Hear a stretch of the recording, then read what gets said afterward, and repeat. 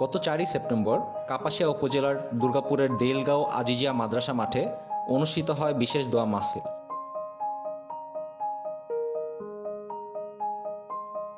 বেগম খালেদা জিয়ার আশু রোগ মুক্তি ও সুস্থতা কামনা এবং বৈষম্য বিরোধী ছাত্র আন্দোলনের সকল বীর শহীদদের রুহের মাগফেরাত কামনা করা হয় এই দোয়া মাহফিলে।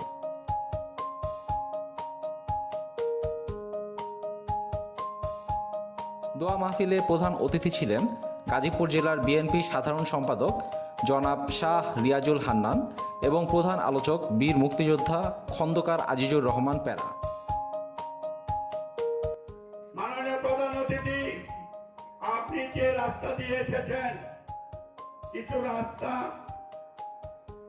মাটির রাস্তা রয়েছে, আপনার গাড়ি আসতে অনেক অসুবিধা হয়েছে।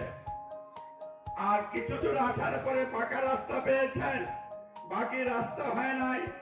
ওই কুচকি মহল, ওই আওয়ামী লীগ সরকার এইটুক রাস্তা নিয়ে আর রাস্তা দেয় নাই, বলেছে এইটা নাকি বিএনপির পাড়া। আমি আপনার কাছে দাবি করি